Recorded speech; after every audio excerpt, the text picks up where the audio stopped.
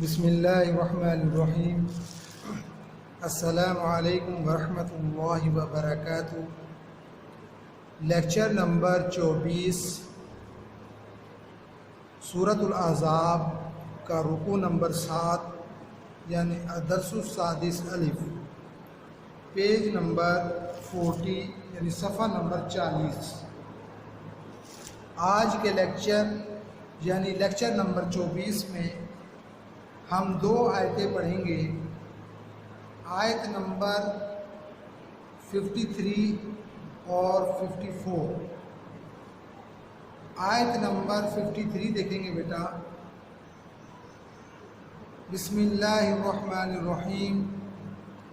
یا ایہا الذین آمنوا لا تدخلوا بیوت النبی۔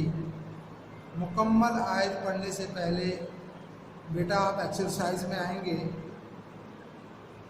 Page number 41۔ السوال الاول، ان آیات میں اہل ایمان کو رسول صلی اللہ علیہ وسلم کے گھرانے کے بارے میں کیا ادب سکھایا گیا ہے؟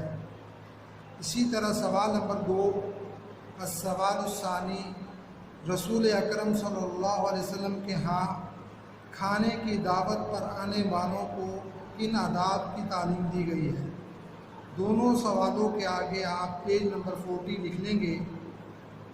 اب بیٹا پیج نمبر 40 پر آ جائیں گے۔ اس رکوع کی پہلی آیت یعنی آیت نمبر 53 جہاں سے بریکٹ لگاؤ گے، اوپر لکھو گے 1+2، یعنی ہمارے یہاں سے سوال نمبر 1 کا بھی جواب شروع ہو رہا ہے، سوال نمبر 2 کا بھی جواب شروع ہو رہا ہے۔ سوال نمبر 2 کا جواب پہلے ختم ہو جائے گا، سوال نمبر 1 کا جواب جو ہے وہ مکمل آیت نمبر 53 پر جا کر ختم ہوگا۔ اب دیکھیں بیٹا، اس کا سوال نمبر 2 کا جواب اور سوال نمبر 1 کا جواب، سوال نمبر 2 کہاں پر ختم ہوگا دیکھیں۔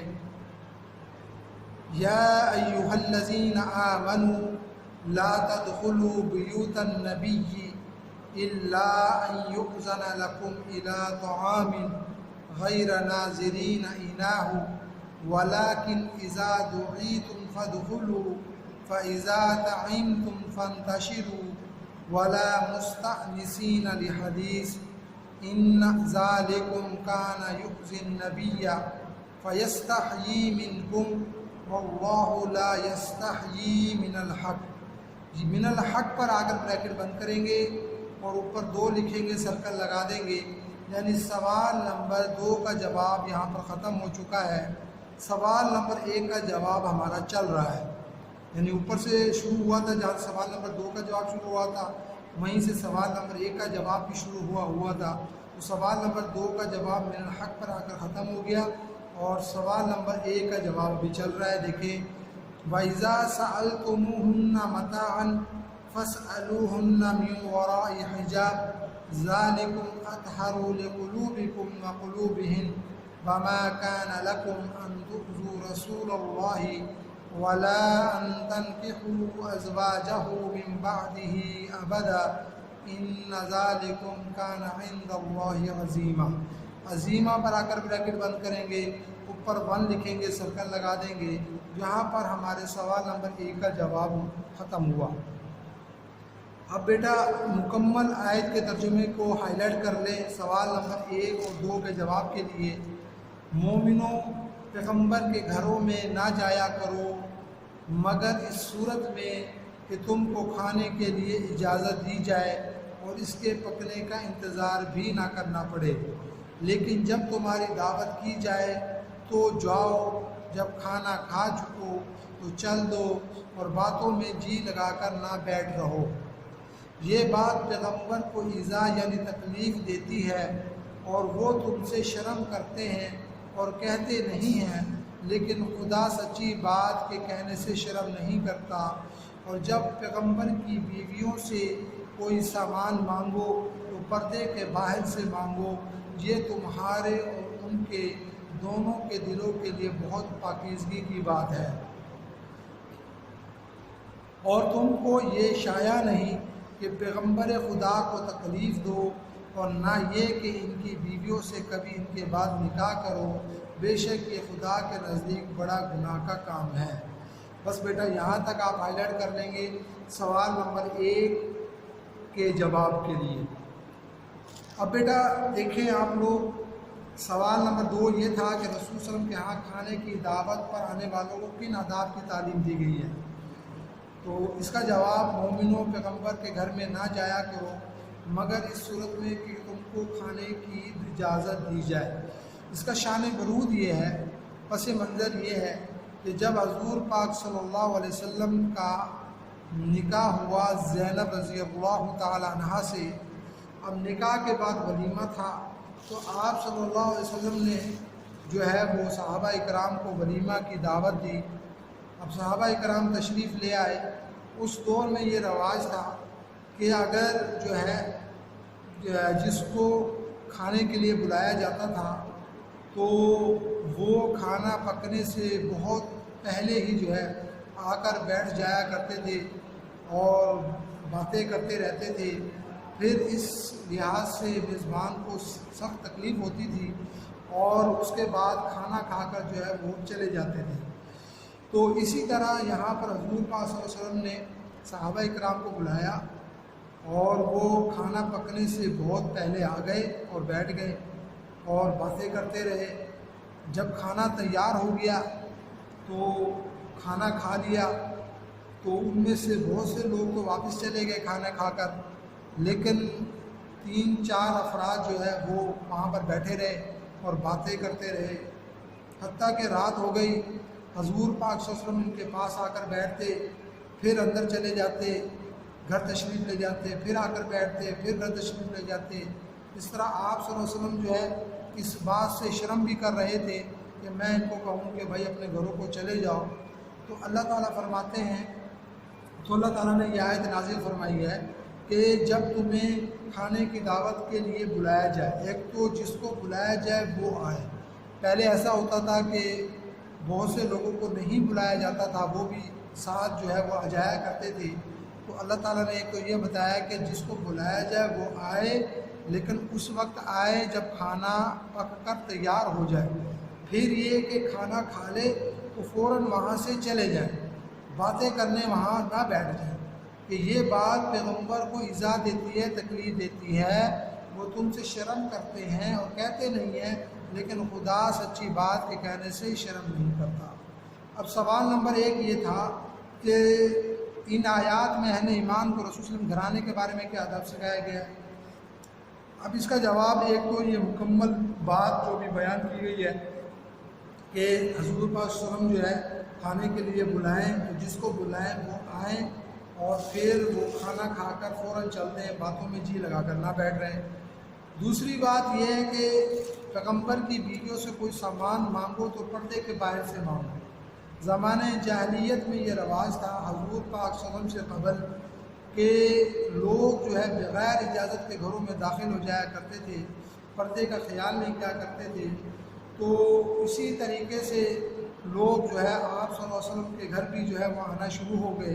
تو اللہ تعالیٰ کو یہ گوارا جو ہے ناگوار گزرا، تو اللہ تبارک و تعالیٰ نے یہ آیت نازل فرمائی کہ جب پیغمبر کی بیویوں سے کوئی سامان مانگو، ایک تو آؤ اجازت لے کر آؤ، دوسرا کوئی سامان مانگو تو پردے کے باہر سے مانگو، اور یہ تمہارے اور ان کے دونوں کے دلوں کے لیے بہت پاکیزگی کی بات ہے، اور پیغمبر کو تکلیف نہ دو کسی ایسی جو ہے حرکت سے۔ اور اسی طرح فرما دیا کہ پیغمبر کے بعد ان کی بیویوں سے نکاح کرنا حرام ہے، ان سے کبھی نکاح نہ کرو۔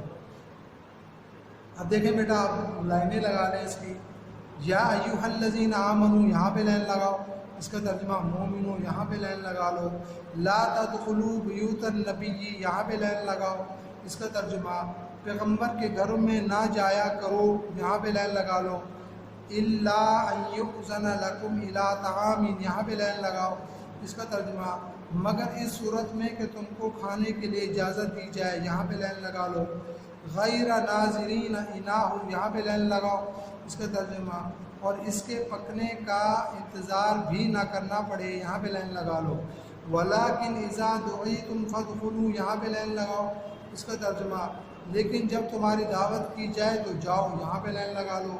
فَإِذَا طَعِمْتُمْ فَانْتَشِرُوا یہاں پہ لائن لگاؤ، اس کا ترجمہ، اور جب کھانا کھا چکو تو چل دو یہاں پہ لائن لگا لو۔ وَلَا مُسْتَأْنِسِينَ لِحَدِيثٍ یہاں پہ لائن لگاؤ، اس کا ترجمہ، اور باتوں میں جی لگا کر نہ بیٹھ رہو یہاں پہ لائن لگا لو۔ إِنَّ ذَلِكُمْ كَانَ يُؤْذِي النَّبِيَّ یہاں پہ لائن لگاؤ، اس کا ترجمہ، یہ بات پیغمبر کو ایذا دیتی ہے یہاں پہ لائن لگا لو۔ فَيَسْتَحْيِي مِنْكُمْ یہاں پہ لائن لگاؤ، اس کا ترجمہ، اور وہ تم سے شرم کرتے ہیں اور کہتے نہیں ہیں یہاں پہ لائن لگا لو۔ وَاللَّهُ لَا يَسْتَحْيِي مِنَ الْحَقِّ یہاں پہ لائن لگاؤ، اس کا ترجمہ، لیکن خدا سچی بات کے کہنے سے شرم نہیں کرتا یہاں پہ لائن لگا لو۔ وَإِذَا سَأَلْتُمُوهُنَّ مَتَاعًا یہاں پہ لائن لگاؤ، اس کا ترجمہ، جب پیغمبر کی بیویوں سے کوئی سامان مانگو یہاں پہ لائن لگا لو۔ فَاسْأَلُوهُنَّ مِنْ وَرَاءِ حِجَابٍ یہاں پہ لائن لگاؤ، اس کا ترجمہ، تو پردے کے باہر سے مانگو یہاں پہ لائن لگاؤ۔ ذَلِكُمْ أَطْهَرُ لِقُلُوبِكُمْ وَقُلُوبِهِمْ یہاں پہ لائن لگاؤ، اس کا ترجمہ، یہ تمہارے اور ان کے دونوں کے دلوں کے لیے بہت پاکیزگی کی بات ہے یہاں پہ لائن لگاؤ۔ وَمَا كَانَ لَكُمْ أَن تُؤْذُوا رَسُولَ اللَّهِ یہاں پہ لائن لگاؤ، اس کا ترجمہ، اور تم کو یہ شایع نہیں کہ پیغمبر خدا کو تکلیف دو یہاں پہ لائن لگاؤ۔ وَلَا أَن تَنكِحُوا أَزْوَاجَهُ مِن بَعْدِهِ أَبَدًا یہاں پہ لائن لگاؤ، اس کا ترجمہ، اور نہ یہ کہ ان کی بیویوں سے کبھی ان کے بعد نکاح کرو یہاں پہ لائن لگاؤ۔